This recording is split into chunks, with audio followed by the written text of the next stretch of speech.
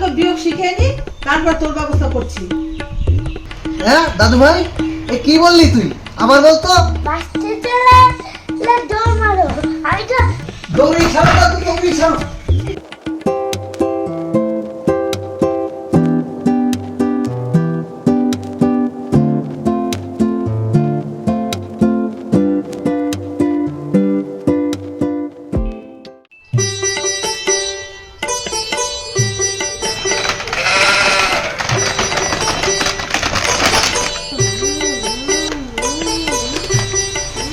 দাদা আসো, এখানে বসো, এখানে বসো।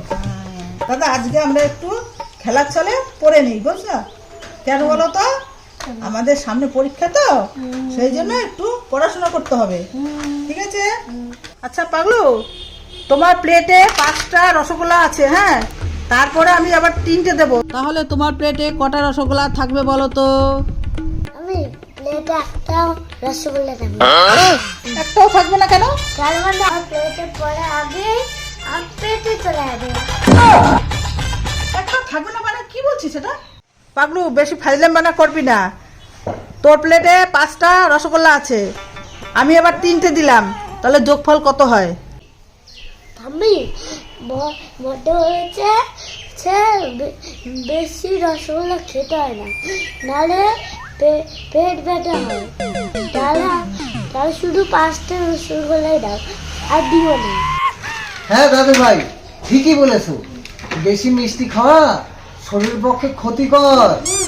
আমি বড় কি বলেছে? শোনো শিলু, তুমি বাচ্চাদের বেশি লোভ দেখায়ও না মিষ্টি খাওয়ার। একবার পেট ব্যথা শুরু হয়ে গেলে শেষে লাগবে দৌড়াদৌড়ি কিন্তু। আচ্ছা থামো তো, তুমি পেপার পড়ছো, পেপার দেখো। আমাদের পড়াশোনার ব্যাপার তোমার নাক গলাতে হবে না। বলো তো পাগলু, তোমার দাদার পকেটে 10 টাকা আছে, তার থেকে আমি 5 টাকা নিয়ে নিলাম, তোমার দাদুর পকেটে আর কত থাকলো? আমি দাদার পকেটে কিছুই থাকবে না। তোমার নেওয়ার আগেই আমি পয়সা নিয়ে চুইংগাম খেয়ে ফেলেছি। গাধা একটা, 10 টাকার থেকে 5 টাকা বিয়োগ দিলে কত থাকে তাই বলতে পারছে না। ঠিক ধরেছিস দাদা ভাই, সাবাস আমার সোনা ভাই। দাদুকে চেনা এত সহজ?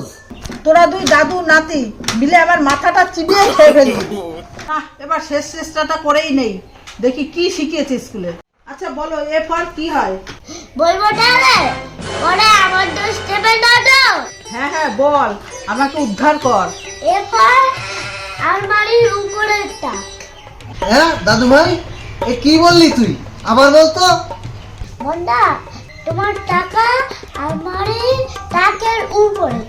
চুপ করে কেন? আমার তো আগেই বলেছিলাম আমার তো দিতে পারবে না। কি বললো? কি শিলু? দাদু ভাই কি বলছে? আজকাল তোমার এত অধপতন? আমার পকেটের টাকা আলমারির ভিতর যায় কি করে?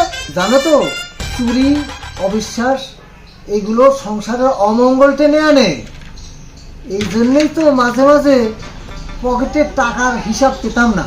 ভালো হও শিলু, ভালো হও, এখনো সময় আছে।